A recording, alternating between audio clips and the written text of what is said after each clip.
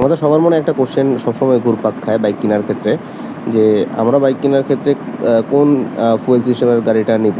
Actually আমাদের fuel injection এবং carburettor এই দুইটা টেকনোলজির মাধ্যমে বাংলাদেশের বাইকগুলিতে জ্বালানি সরবরাহ ইঞ্জিনে করা হয়।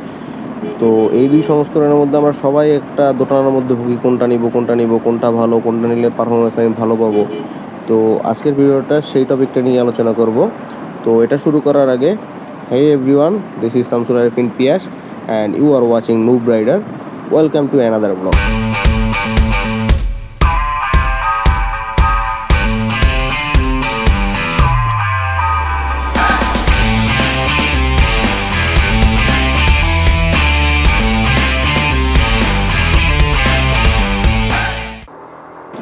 এফআই ইঞ্জিন না কার্বোরেটর ইঞ্জিন কোনটা ভালো, এটার আগে আমাদের ছোট করে জেনে নিতে হবে যে কোন টেকনোলজিটা কিভাবে কাজ করে। প্রথমে আসি কার্বোরেটরে। তো কার্বোরেটর হলো একটা পুরানো বা কনভেনশনাল ফুয়েল সিস্টেম, যেটা ইঞ্জিন জ্বালানি পাঠানোর ক্ষেত্রে আপনার কার্বোরেটরের মধ্যে বাতাস এবং ফুয়েলটা মিক্স করে, এবং সেই মিক্সচারটা একটা মেকানিক্যাল সিস্টেমের মাধ্যমে নিয়ন্ত্রিত উপায়ে আপনার ইঞ্জিনে প্রেরণ করে। এখন এটার কার্বোরেটর মেনটেন করার ক্ষেত্রে সাধারণত তাপমাত্রা আর উচ্চতা এই দুইটা দিয়ে প্রভাবিত হয়।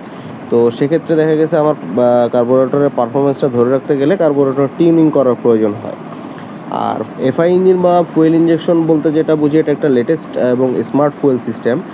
তো ইঞ্জিনে সঠিকভাবে এবং নির্দিষ্ট পরিমাণে জ্বালানি সরবরাহের ক্ষেত্রে এফআই বেশ কাজের, এবং এই সিস্টেমে আপনার ফুয়েলে অপচয়টা এটা কমায় এবং ইঞ্জিন এফিসিয়েন্সি ফুয়েলের ক্ষেত্রে এটা বাড়ায় ফেলে এবং আপনার কার্বন ইমিশন রোধ করে। সে কারণে এফআই ইঞ্জিনগুলি হলো আপনার যেটা BS3, BS4, BS5, BS6 সেই ভার্সনগুলি আপডেট হয়, এবং ইঞ্জিনের পারফরমেন্স আপনি বেটার পাবেন, মাইলেজ আপনার বৃদ্ধি হবে। যদিও আমার জানা মতে কার্বোরেটর ইঞ্জিনে আপনার ইঞ্জিন পাওয়ারটা বেশি থাকে। সেম মডেলের গাড়িতে যদি আপনার এফআই ইঞ্জিন ইউজ করা হয়, সেক্ষেত্রে দেখা যায় পাওয়ার কিছুটা কমে যায়। তো কিন্তু তারপরও আপনার ওভারঅল পারফরমেন্সে এফআই ইঞ্জিন ভালো কাজ করে। এখন কোশ্চেন আসতে পারে, তাহলে কি এফআই বেস্ট? এখন আপনি কোন মডেলের গাড়ি নেবেন, কোন ইঞ্জিনের ফুয়েল সিস্টেমের গাড়ি নেবেন, সেটা আপনার উপরে নির্ভর করে। আপনি কি চাচ্ছেন সেটার উপরে আসলে ভালো কি খারাপ এদিকটা নির্ভর করে। তো আমি কিছু পয়েন্ট বলতেছি, এটা দিয়ে আশা করি আপনাদের কনফিউশন দূর হয়ে যাবে। আমার পয়েন্টগুলোর মধ্যে 1 নম্বর হলো প্রাইস। আমরা বাইক কেনার ক্ষেত্রে আমাদের বাজেট একটা বড় ইস্যু। কার্বোরেটর ইঞ্জিনগুলির সুবিধা যেটা হয়, কার্বোরেটর ইঞ্জিনগুলির প্রাইস কম হয় আর এফআই ইঞ্জিনের প্রাইস বেশি হয়।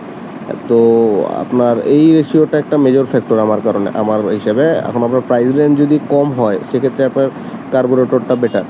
2 নম্বর হলো মাইলেজ। তো মাইলেজ একটা বড় ইস্যু। অনেকে আপনার বাইক খোঁজার ক্ষেত্রে আগে মাইলেজটা চেক করে। তো এফআই ইঞ্জিনে আপনি মাইলেজ বেশি পাবেন আর কার্বোরেটর ইঞ্জিনে মাইলেজ কম পাবেন। কিন্তু প্রবলেম যেটা আছে, এফআই ইঞ্জিনের গাড়ি আপনি সব জায়গা থেকে তেল ইউজ করতে পারবেন না, কিন্তু কার্বোরেটর একটু বাজে কোয়ালিটির তেল হলেও কার্বোরেটর প্রপার সাপোর্ট দেয়। তা এফআইয়ের সমস্যাটা হলো একটু ক্রিটিক্যাল, এবং এটার মধ্যে সেন্সর এবং অনেক কিছু থাকায় দেখা গেছে আপনি বাজে জায়গা থেকে যদি তেল নেন, মাইলেজ ড্রপ করবে, এফআই সমস্যা হবে। আপনার এফআই যদি চেঞ্জ করতে হয়, সেক্ষেত্রে আপনার এটা বেশ খরচ সাপেক্ষ। আর কার্বোরেটরের ক্ষেত্রে ইজি বিষয় যেটা হলো, আপনার কার্বোরেটর টিউনিং করলেই হয়ে যায়, বা এটা ক্লিন করতেও খরচ কম।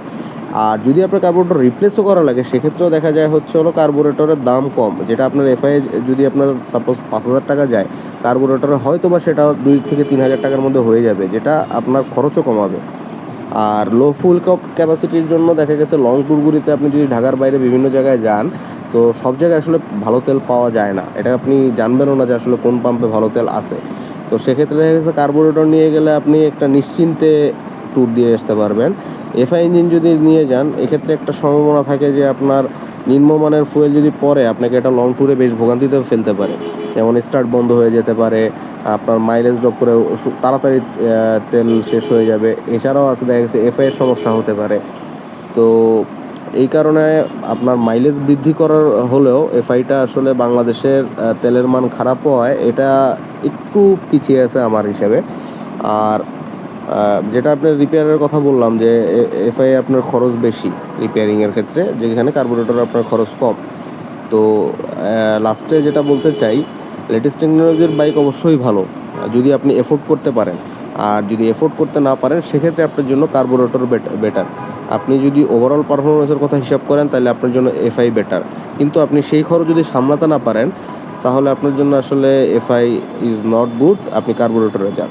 তো আমার ব্যক্তিগত মতামত হলো আপনি আপনার কি চাহিদা সেটার উপরে ডিপেন্ড করে আপনি বাইক কিনেন।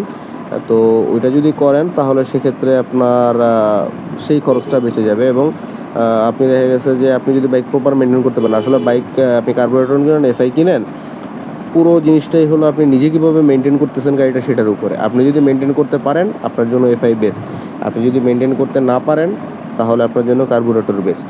আর পাওয়ার ফ্যাক্টর যেটা বললাম, আমি সুজুকি জিক্সারের কথাই বলি। সুজুকি জিক্সারে অলমোস্ট 0.7 or 8 আপনার মনোটনের সাথে পাওয়ার ডিফারেন্স আছে আমার এই এফআই এর সাথে মনোটনের, বা আমার এফআই এর সাথে কার্বোরেটর সেম মডেলের গাড়ি। তো অবশ্যই যাদের কাছে পাওয়ার পছন্দ, মাইলেজের যাদের হচ্ছে হলো মাথা ব্যথা নাই, তো সেক্ষেত্রে আপনাদের জন্য কার্বোরেটর বেস্ট। সো এই ছিল আজকের ভিডিওতে, দেখা হবে নেক্সট কোনো ব্লগে। Till then stay safe, stay good, and like, comment and share my video. Goodbye.